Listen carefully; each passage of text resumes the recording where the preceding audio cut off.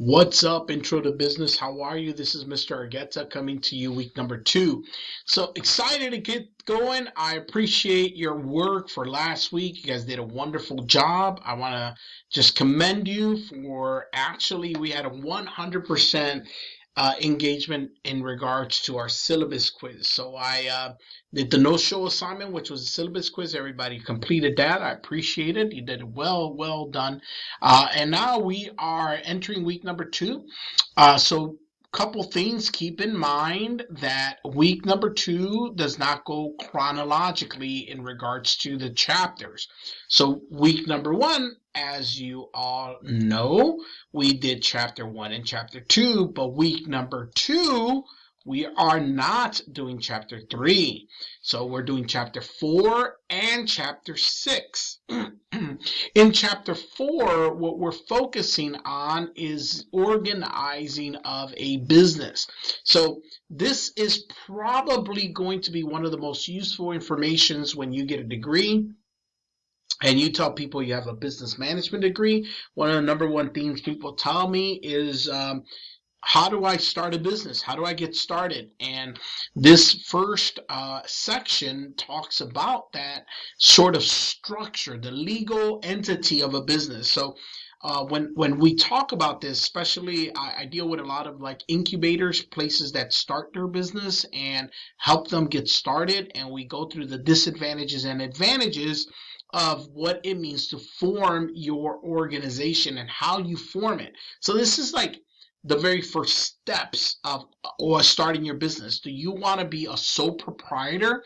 What are the advantages and disadvantages of that? Or do you want to incorporate? Do you want to be a corporation? So this is important for you to read and understand, because I'm going to say that in my life as a business person, this has been the question that most entrepreneurs come and ask me. What should I do?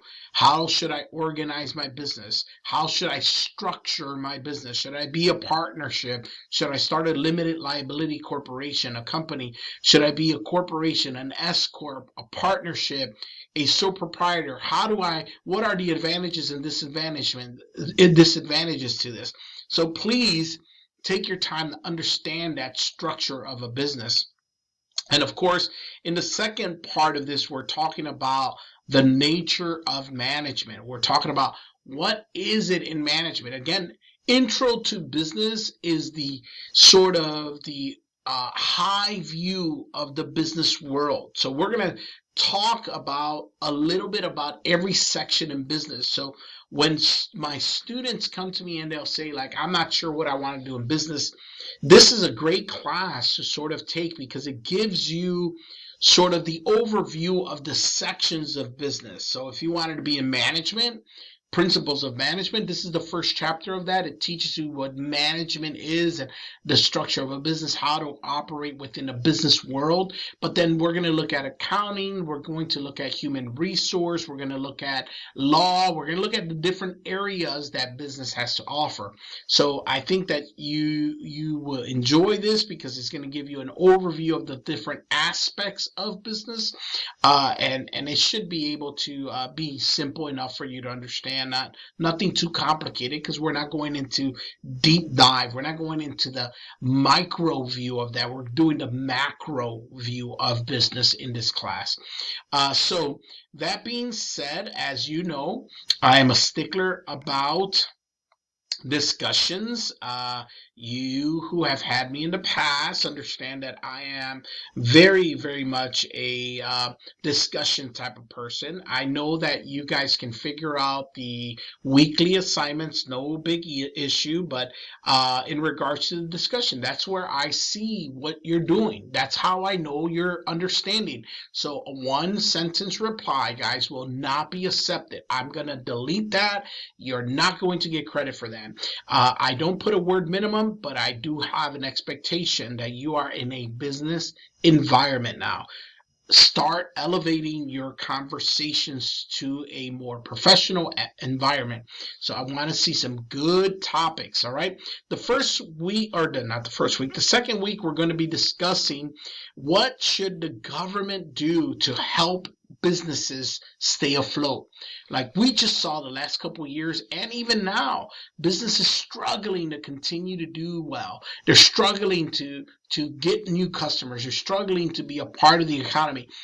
What is the responsibility of government? How much government should be involved in saving these businesses?